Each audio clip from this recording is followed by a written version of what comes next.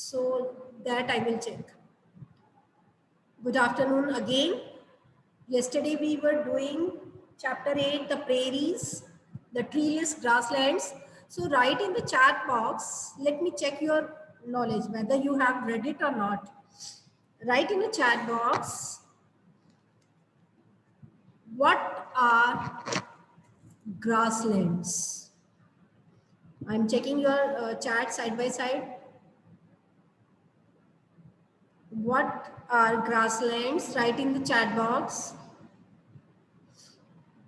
Very good. Bhavik Chadda का बहुत perfect answer है. Good. Land without trees. Yes. Any other? Large area full of grass. Very good. I could not see the name. Very good. The area where lot of grass grows, that is called grassland. Okay. Another question is, how many types of grasslands are there? How many types of grasslands are there? Very good. Navdeep, good. 7. Wrong है बच्चे. 7 type के grasslands नहीं है. 2 type के grasslands है. Tropical grasslands and temperate grasslands. Okay. Prairies हम lesson पढ़ रहे हैं. वो कौन सा grassland है? Tropical और temperate? Prairies is a temperate grassland or tropical grassland? Write in the chat box. Very good. Temperate की spelling wrong है बच्चे. Very good. मिसबा ने आंसर दिया है. नवदीप, सुभांशु, आपके आंसर स्पेलिंग रॉन्ग है बच्चे. चलिए. Temperate grasslands. Okay. Now tell me, what is meant by prairies? Prairies का मीनिंग क्या है? Prairies का मीनिंग क्या है?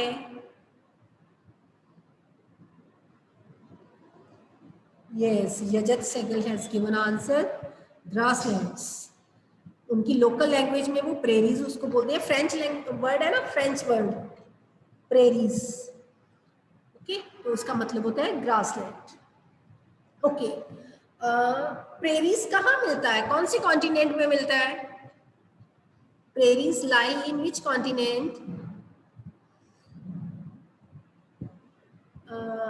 यजत बेटे कॉन्टिनेंट नहीं है वो, यूनाइटेड स्टेट्स ऑफ अमेरिका तो एक कंट्री है ना. कॉन्टिनेंट का नाम है North America. Good. North America में मिलती है. Very good. Okay. Tell me, Africa में जो टेम्परेट ग्रासलैंड्स हैं उनको क्या कहते हैं? अफ्रीका के टेम्परेट ग्रासलैंड्स को क्या कहते हैं? Very good angel. Good answer. Weld. हम उसको क्या कहते हैं? वेल्ड. अच्छा, अफ्रीका में एक और मिलते हैं ग्रासलैंड्स, ट्रॉपिकल ग्रासलैंड्स मिलते हैं. उनको क्या कहते हैं? ठीक है. टेम्परेट ग्रासलैंड्स को वेल्ड कहते हैं. अफ्रीका के ट्रॉपिकल ग्रासलैंड्स को क्या कहते हैं? No no no, step is wrong है Bhavik Chadda. Yes, Tanishka Dhand has given answer. It is called savannas. Clear? Very good. Okay. Downs कहाँ मिलते हैं? डाउन्स ग्रासलैंड्स कहाँ मिलते हैं? कौन से कॉन्टिनेंट में मिलते हैं?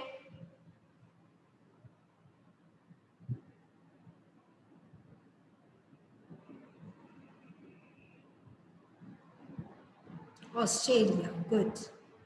सो डाउन्स कहाँ पे मिलते हैं? ऑस्ट्रेलिया में. Okay. So in this way I think everyone has. Acha, one more question. Name the continent where grasslands are not found. कौन सा कॉन्टिनेंट है जहां पे कोई ग्रासलैंड नहीं मिलता?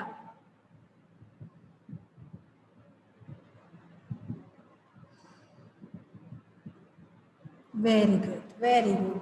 It means Antarctica. It means lesson is clear to everyone. So big clap for everyone जिन्होंने answer दिए हैं, और जिन्होंने आंसर नहीं दिए हैं they must read the chapter. बेटे रीड करोगे then you will be able to give answers. Okay. So now let me start the next topic. We have already done about prairies, जो कि नॉर्थ अमेरिका में grasslands मिलते हैं, उनको हम prairies कहते हैं। ये टेम्परेट जोन में मिलते हैं और अलग अलग कॉन्टिनेंट्स में ग्रासलैंड्स को क्या कहा जाता है, we had already read about it. और जो प्रेरीज हैं वो यूएसए के टेक्सास से लेकर के कनाडा के सस्केचुअन तक फैले हुए हैं। We had learned about it. और ये जो green colour, dark green colour है, यहाँ पे टॉल ग्रासेस होते हैं, उसके बाद शॉर्ट ग्रासेस, कहीं पे मिक्स ग्रासेस भी होती है। मिक्स ग्रासेस मतलब कहीं पे टॉल, कहीं पे शॉर्ट। तो वेस्टर्न पार्ट जो है वो हिली एरिया है। Just a minute.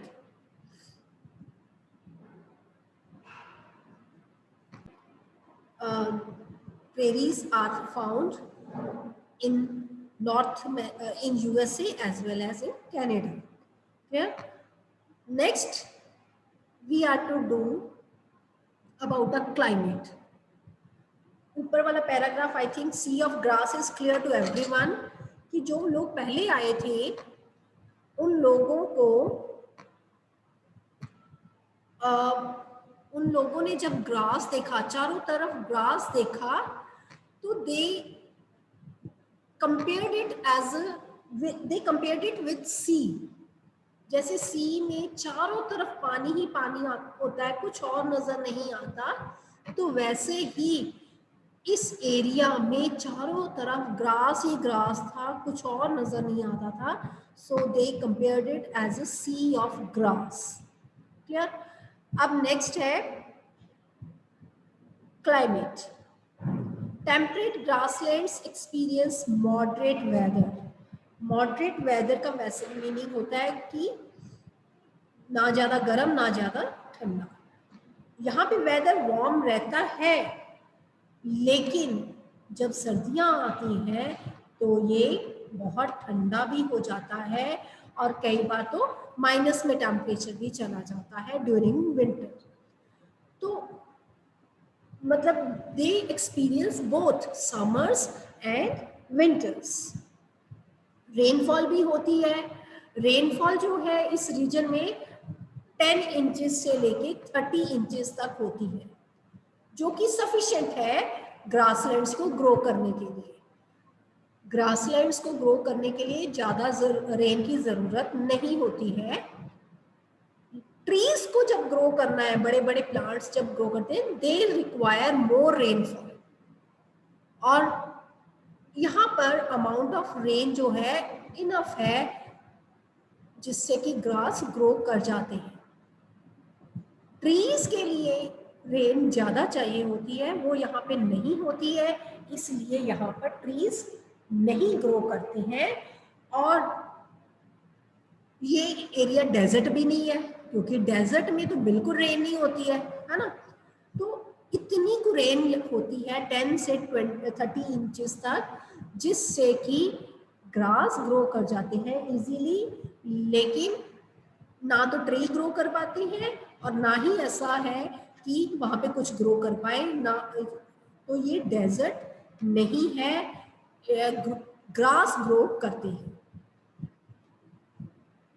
फैक्ट ये है कि जो ग्रासलैंड्स होते हैं ना, उन हर डेजर्ट के पास grassland surround every desert in Asia.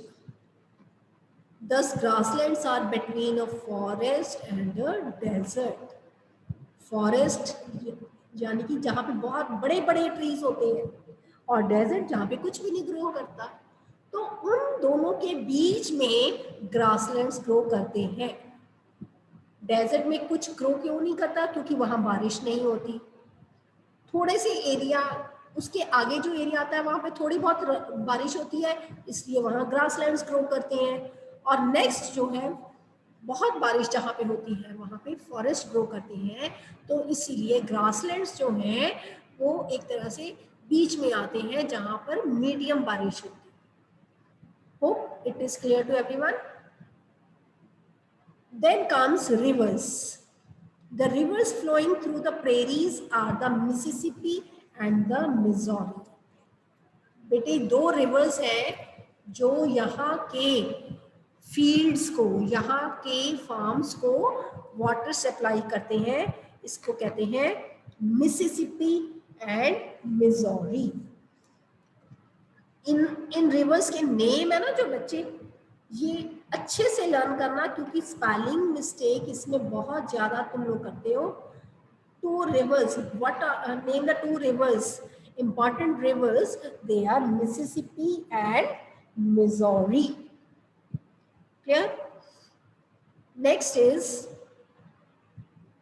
here in the map I want to show you. ये देखो टेक्सास जो है नॉर्थ अमेरिका की प्रोविंस है. उसके बाद ये कनाडा का सस्कुचुआन, अल्बर्टा, मैनिटोबा, ये सारा एरिया जो है यहाँ तक प्रेरीज जो है वो फैला हुआ है. इसकी शेप जो है ना ऐसे है थोड़ी सी, तो इसमें ये चीजें आती हैं. तो मिसिसिपी रिवर और मिजोरी रिवर जो है यहाँ पे वाटर सप्लाई करता है. सो इन दिस वे क्लाइमेट जो है that is warm in summer and cold in winter. Then comes vegetation. Prairies grasses grow very tall in areas having more moisture. जो एरिया रिवर्स के पास है जहां पर उनको बहुत ज्यादा मॉइस्चर मिल जाता है, मॉइस्चर होता है नमी, ठीक है, एयर के अंदर वाटर कंटेंट जो होते हैं उसको मॉइस्चर कहते हैं. गीली गीली हवा लगती है जब बारिशों के बाद, आप फील करोगे ना एयर जो होती है उसके अंदर मॉइस्चर भरा होता है. तो वो एरिया जहाँ पर एयर के अंदर मॉइस्चर होता है और रिवर्स के पास होती है, वहाँ पे टॉल ग्रास ग्रो करते हैं. जहाँ पे लेस रेन होती है वहाँ पर ग्रास जो है वो शॉर्ट रह जाती है. और कुछ एरियाज ऐसे भी हैं जहाँ पे दोनों तरह की ग्रास मिलती है, टॉल भी शॉर्ट भी. Here you can see this brown part in your book. Maroon सा जो है टॉल ग्रास है, देन कम्स मिक्स्ड ग्रास, फिर इधर शॉर्ट ग्रास भी है. और ये जो रॉकी माउंटेन्स है ये थोड़ा सा हिली एरिया है, यहाँ पर इतनी ज़्यादा वेजिटेशन नहीं होती है. यहाँ पर फिर वो लोग क्या करते हैं, एनिमल्स को रियर करते हैं. We will learn about them afterwards also. So vegetation is clear. Then comes the grasses in the prairies are green in the spring. ये देखो स्प्रिंग सीजन है तो ग्रास ग्रीन है. Clear? And turn brown in summer and fall. Brown हो जाती है और हम इसको फिर काट लेते हैं. In the winter the grasses die because of blanket of snow covering them. Winter season जब आता है तो इसके ऊपर जो है आइस मतलब स्नो पड़ जाती है. Clear? You can see from the picture here, यहाँ पे इलेबोरेट करके पिक्चर्स दिखाई है. स्प्रिंग सीजन में ग्रीन हो गई ग्रास, ठीक है, और जब गर्मियाँ आई तो वो ऐसे ब्राउन ब्राउन सी लगती है कि सूख गई है. उसके बाद जब विंटर्स आती है तो उसके ऊपर स्नो की लेयर पड़ जाती है, ठीक है, उसके ऊपर स्नो ऐसा लगता है कि ब्लैंकेट लेके क्रोप्स बैठी है. और आप कहोगे मैम फिर तो वो फसल खराब हो जाती होगी, क्रोप खराब हो जाती है. No, the winter snow, The winter snow cover is good for plants. जो विंटर का स्नो कवर है ना वो प्लांट्स के लिए गुड है, क्योंकि ये प्लांट्स को प्रोटेक्ट करता है, ठंड से बचाता है और प्लांट्स को पानी प्रोवाइड करता है. ठीक है, it provides water to the plants in summer when the snow melt. जब स्नो मेल्ट हो जाती है तो उस टाइम पे ये क्रोप्स को, प्लांट्स को पानी प्रोवाइड करता है तो इस तरह से ये जो स्नो कवर है, स्नो ब्लैंकेट है, वो यहाँ की क्रॉप्स के लिए बेटर है, बेस्ट है। क्लियर? इसकी एक और क्वालिटीज होती है, प्रेरीज ग्रास जो होते हैं ना, वो बहुत स्पेशल होते हैं, इन्होंने अडेप्ट किया हुआ है, जिस कारण से ये गर्मियों में भी मतलब जिंदा रह सकते हैं, सरवाइव करते हैं। क्यों, कैसे? They have deep roots. इतनी गर्मी में भी वो कैसे सरवाइव करते हैं? क्योंकि इनकी रूट्स जो होती है वो बहुत डीप होती हैं और वो पानी अंदर से, जमीन के अंदर से भी खींच लेते हैं। They have deep roots that can go deep down the soil, soil के अंदर तक चले जाते हैं टू गेट वाटर, वाटर को लेने के लिए। They have long narrow leaves, इनके लीव्स जो होते हैं लॉन्ग होते हैं, नैरो, नैरो होते हैं मतलब पतले, तंग, which lose lesser water than the larger trees. इनके लीव्स जो होते हैं वो बहुत पतले से होते हैं, जिस कारण से वाटर इवेपोरेट बहुत कम होता है। क्लियर? जैसे बड़े बड़े ट्रीज होते हैं ना, तो उसमें वाटर इवेपोरेशन बहुत ज्यादा हो जाती है, बट यहाँ पर जो ग्रासेस के लीव्स हैं वो बहुत नैरो होते हैं, लॉन्ग होते हैं, जिससे पानी जो है कम से कम इवेपोरेट हो। क्लियर? सो एक फैक्ट है, डू यू नो में बताया हुआ है कि अगर प्रेरीज में आग भी लग जाए ना, even if there is a prairie fire, the native grass comes back the next year, अगले साल दोबारा से ग्रास ग्रो कर जाती है। It is because they grow from the roots underground, क्योंकि उनकी रूट्स जो होती है वो जमीन के अंदर दबी रहती हैं, which do not get killed, वो मरती नहीं है। जब फायर ऊपर वाला पार्ट सारा जला सकती है, लेकिन उसकी रूट्स जो है वो जमीन के अंदर है, वो नहीं जल पाती, और नेक्स्ट सीजन में वो दोबारा से ग्रो कर जाती है, दोबारा से उसके ऊपर स्टेम्स, लीव्स आ जाती हैं। तो इट मीन्स यहाँ की जो रूट्स हैं वो अंदर तक, जमीन के अंदर तक है, जो कि ऊपर से चाहे सारा जल भी जाए, दोबारा से सीजन आने पे ग्रो कर जाती है। क्लियर? लेकिन आज आपको पता है इंडस्ट्रियलाइजेशन हो गई है, बहुत कम ट्रीज बचे हैं, बहुत कम ग्रासलैंड्स बचे हैं, very few prairies have survived today. इसका रीजन है ओवर ग्रेजिंग। एनिमल्स जो हैं, लाइव स्टॉक का मतलब क्या होता है? Live stock, right in the chat box, what do you mean by live stock?